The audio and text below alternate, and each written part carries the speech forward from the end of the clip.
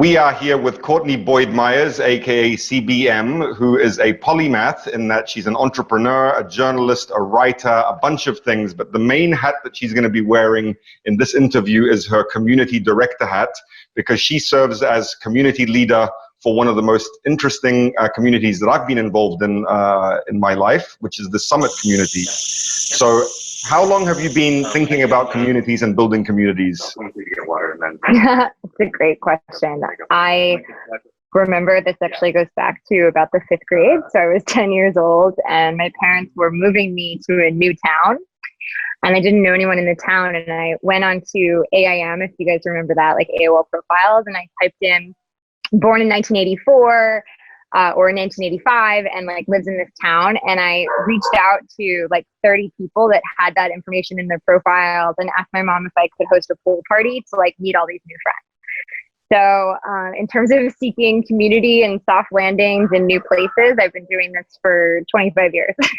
Okay, so I thought you were going to say like 3 or 5 years or something. So you started at a very young age. Wow. Okay, and so like inside this current phase, so tell us about how you think about communities and what the core kind of principles are, core ideas. Yeah, you know, I think that it brings me back to this time I was with a friend and he said, Courtney, you know, you're never going to be in a bad place because you've built a net of friends and a net of people. And that net is like your safety net, it catches you. And, you know, this term networking, I've always thought about in a positive way because it's like weaving a net of the sort of social fabric that surrounds you.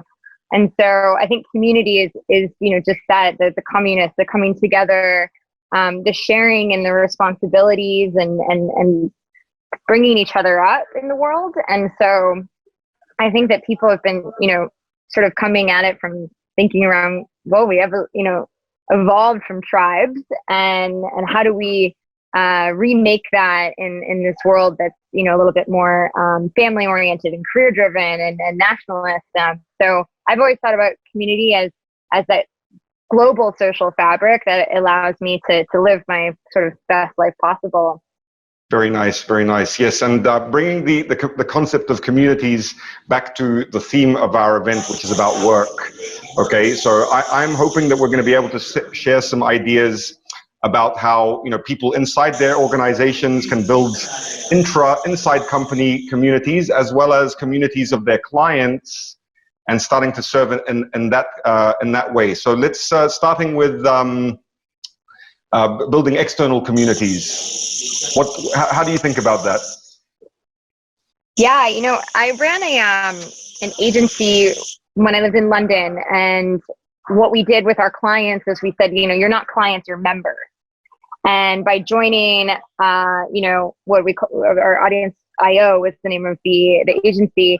You're not a client, you're a member. And part of the membership fee, oh, can you hear me? Oh, part of the membership fee that you're paying, you know, is the client service, but it means that you're always going to be top of mind. We're going to treat you like a friend. We're going to introduce you to the other members of this organization. And I think that sort of concept of moving from like client or customer to member, or, you know, and part of a brand's community or company's community, it already builds trust just in sort of changing that terminology. I think that, you know, you see a lot of people today, sorry, the call just cut. By the way, Courtney's in Ibiza. She's living the dream. The dream doesn't have good internet. No, Chase Travel keeps calling because they're canceling flights. It's COVID. Right, it's not. Yeah. And so yeah, you know, I think that it's a really important reframing that a lot of companies are doing in terms of creating community, but it has to be from a place of you know, real authenticity. And you can't just as a brand or a company say, okay, I'm gonna build community because that sounds great. You know, you really have to create the platforms for that inter-company customer, you know, communication. And also I think really importantly too is like, as a brand or a company stepping out and letting your community communicate with each other and create those bonds. And that's I guess one of the definitions of a community. It's not just bi-directional, one-directional. It's everyone interacting with each other. And I think this is a really powerful idea for everyone who's watching to think about in terms of making that transition from client or customer to member, community member, serving as the platform, and really nurturing that. So that's on every level of every scale of organization, from like founder level to corporate level, right? Exactly. Yeah. I mean, I think that you can have like a really, successful company that you're going to make or break depending on the community culture that you create. If you're giving your employees a way to, not just socialize after work at the bar, right? But you're giving employees a way to sort of support each other throughout their career path within the company and then externally. I think that's a much more modern approach versus kind of like our parents' generation, where you had a transitioned from like external communities into internal communities, team communities, that kind of thing, I think. Yeah, so I think that there's definitely, we see startup organizations and we see larger companies looking for ways to compete on a cultural level. Like, a great company culture is going to attract great talent. And what it means to kind of be a part of like a company's tribe is super important. Let's take the example of like working for an Uber or WeWork versus, working for a Vita Coco or a Tom Shoes or a Life is Good, where you have, your employees, when they feel part of like your company tribe, end up being company ambassadors for you and end up staying versus, a more competitive culture that is less supportive. So yeah, I think that, community plays a really important role internally as well. Okay, so how do you nurture the internal community? What are some kind of techniques for that? I think that it's, really important to kind of see what's going to be serving the company as well. So, we are seeing a lot of working remotely right now during COVID. And I think this question has come up on like company culture and fostering company community in an era where you don't have an office and you're not bringing together people for lunches and breakfasts. I've seen a lot of people taking team trips. So, everyone's off site in, upstate New York together as a team. And I think, finding ways to maintain that physical bonding are really important. And if you really can't do that, maybe it's organizing Zoom happy hours where you don't talk about work and you are literally just coming on to, collaborate as people. I honestly haven't seen a ton of that. And I think that community culture and company culture and company community culture, if you will, is definitely something that is very hard to do when you don't have offices and can't all be together right now. Yeah, and that's also, I guess, an opportunity for the people watching to take some initiative if that's not happening and make it happen. Social hour, maybe get some booze involved or something to loosen it up. And doing the company trips for sure as well, if possible, to have a little bit of off-site time, that kind of thing. Something just popped up into my head too that I've noticed is so much more important today, where you have a workforce that's working from home, and it's understanding, that life is now so intertwined with work, especially for people with families, and the kinds of companies today that are building a culture where like they're supporting their employees to have not just like the flexible work from home schedule, but flexible hours, breastfeeding on phone calls, moving rooms like we've just had to do because like we're no longer in these kind of office settings. And I think it forces a personal connection that was never there before for a lot of companies, and how companies react to that. I'm sure is going to be a big make or break, especially for women in the workforce who are now forced to not only run companies or, also run schools and then take care of their kids. There's like a lot that's falling on, that specific work generation. And I think the companies that rise to that occasion and create the type of culture to foster that are going to keep the best talent throughout this. Yeah, very nice. And we were talking with, I was talking with Darren Murph, head of remote for GitLab, which claims to be the world's largest fully remote organization. They have dedicated, they use Slack mainly for personal communication. And they have channels for the parents in the company where they can just share ideas and connect with each other on the personal levels. So I think we've covered now a little bit of like inside the company. Let's go back to external facing communities. You say that you've created a number of one-click communities. Do you remember that? Of course, yeah. Yes, Nomads, Sloan's List, OMG CPG. I mean, these are all Facebook groups. But yeah, there's a lot of them. Yeah, exactly. So, but like, let's use one of those as a kind of case study for someone in a company setting who wants to create an external community of clients, members, of their stakeholders.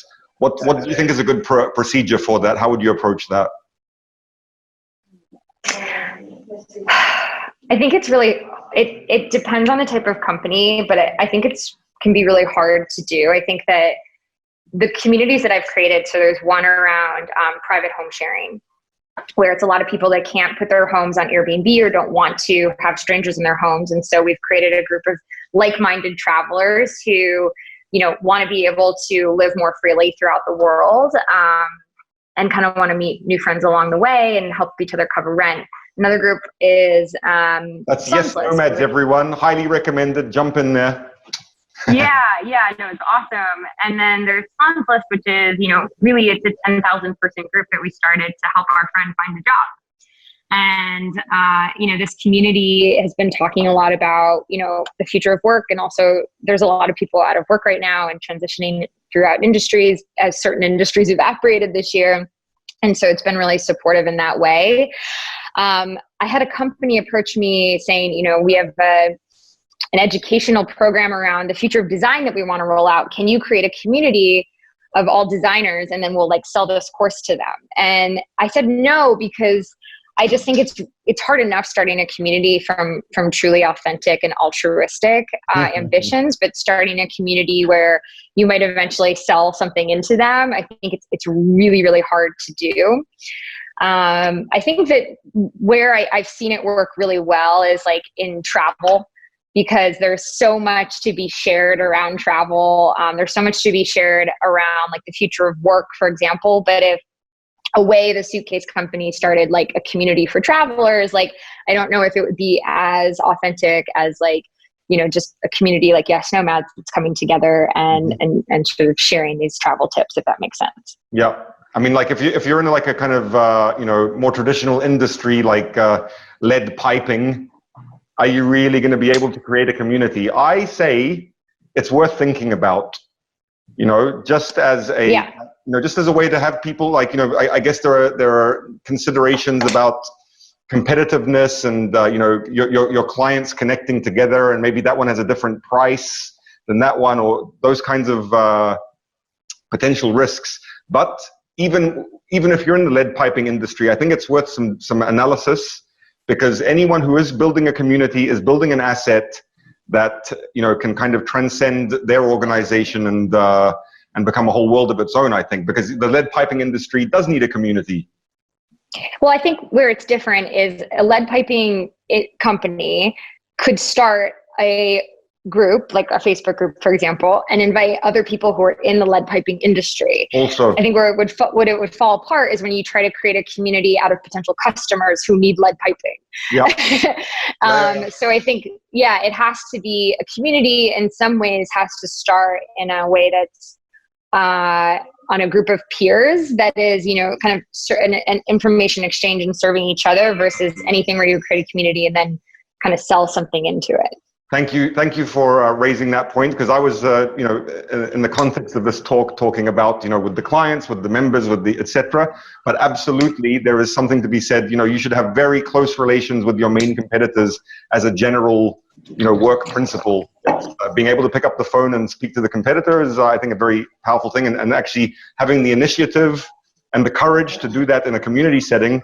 Facebook group, I think Facebook groups are a pretty good tool. Yeah. Lots of people are abandoning Facebook. That's another story. But not groups. I mean, groups have only grown over the years. And I think WhatsApp groups are also great. I think Slack, I think that, thinking through what your medium is for the community you're going to create is really important. And I've created all three of those. And I think that for WhatsApp, it's, it also depends on the culture. Like it doesn't stick as well in the United States as it does around the rest of the world. But I run an ice cream business in Cape Town with my husband, and we're going through a really intense period of lockdown where, just this week they sort of, lifted the ban on alcohol and cigarettes, and they still have a curfew. So it's really much stricter than the United States and Europe. Anyway, I started a WhatsApp group of all the other brand owners in Cape Town, really just so we could help each other out through this. And that's done really well. It would not have worked on Facebook. It definitely would not have worked on Slack. WhatsApp, when we were sort of thinking through with Summit, where I work, in the era of not being able to host events and gather people, our WhatsApp groups exploded and everyone was sort of forwarding information between them. And it was just really overwhelming and wasn't on brand. So we brought it into Slack, where this is a professionally, based community, and Slack is massive and there's all these channels and you can belong to all of them. So it worked really, really well. So you kind of have to figure out, what is going to resonate really well and be sticky and get people coming back at least, a few times a week to chime in with this. Yes. And that's one of the challenges. So I think what you're saying is, first of all, do an analysis on which platform you're going to choose it carefully. And then you have the kind of next step, which is seeding it, nurturing it, making sure that people come back, which is a whole world into itself. I mean, with Summit, it's a very sticky community, so you were lucky there. But back to the lead piping industry, it's going to be a bit, it's going to take some work to bring people into it and keep them there. If I were to start a lead piping industry group, what I would do is I would probably start it as an email Google group, because it feels kind of old school. This is an industry that probably still very much uses email. They're probably not on Slack, and I really don't want to, sort of stereotype the lead piping industry. But if it is an old school congregation, Google groups can work really well. I'm on a couple Google groups. So yeah, there's a lot of things out there, and I think that, it's whatever people feel like is already in their flow. You don't want to introduce a new technology platform and then migrate people to it. Very nice. Okay, so that's a good tip as well. If you're wanting to do an email-based group, Google Groups is a nice solution for that. Very nice. Thank you. Yeah, okay, definitely. Look, let's just before we sort of wind down, in your other talk about community, which I went through, and since we're a biohacker community, this is a kind of health and wellness related audience. How do you think about community as it applies to health and growth and that kind of thing? There's a lot of things I can point to in my life around health and wellness that, I've grown leaps and bounds through the people I've met through the Summit community, for example. And, I feel like I'm a part of a yoga community that I've met through Summit and that I've had in my life, for the past 15 years. I feel like I'm very much a part of a group of people on Instagram who photograph healthy food and kind of like it and share it. And that's its own community. And then you look at these huge brands that exploded, like CrossFit, what a legendary business from a community driven perspective. It was I do CrossFit and I go to this CrossFit gym, and it really, really works. And so I think that there's so many great sort of positive reinforcements that come when you're thinking about improving your health and joining the right communities. Just as on the opposite, there's a lot of communities you can just join that are destructive for your health, and so I think that it's everything, that old thing, the you are the sort of combination of the 5 closest people to you. And that, rings even more true. And you're sort of assigning or aligning yourself with a certain community. When it comes to biohacking specifically, like, I think the internet has just been so, cool in terms of like trading tips. I think about like Tim Ferriss all the time, like the 4-Hour Body, and like how he like has all these disciples essentially. Well, right? He's a summiter as well. Yeah. And, just the whole like, okay, I'm only going to drink 2 glasses of red wine like twice a week, and I'm going to binge anything I want on Saturdays on my cheat day. Like, how many people feel like they've subscribed to that specific type of, community through Tim's teachings? Mm-hmm. So yeah, I mean, I think it's been everything, but I think it also is really important because health is very individual. So I think it's really important too, to like listen and learn and collaborate, but like always spend the time checking back in with yourself, and like not just kind of going with the tide, because diet and lifestyle choices are pretty different in how they impact every single body. Yeah, absolutely. Okay, so thank you for kind of giving your views. And if you had one kind of overarching thought about community with regard to work, putting you on the spot, what would that be? Community, I've always seen it as the best way to enter a new industry and try something new. I know a lot of people out there right now are feeling probably a bit stuck, and this has been a tough year for everyone, and it's been stressful, and the community aspects that we were normally getting by going out to a bar at night or, meeting new friends at a restaurant has all evaporated. And we're all really tired of Zoom, like drinks and stuff, right? And so I think that it's more important now than ever before to try to find new ways to collaborate and create those new senses of community. And it brings me back to this Malcolm Gladwell book called The Tipping Point, where he writes it like about the strength of weak ties, mm-hmm. and how important that is to propelling you forward, and especially in your career.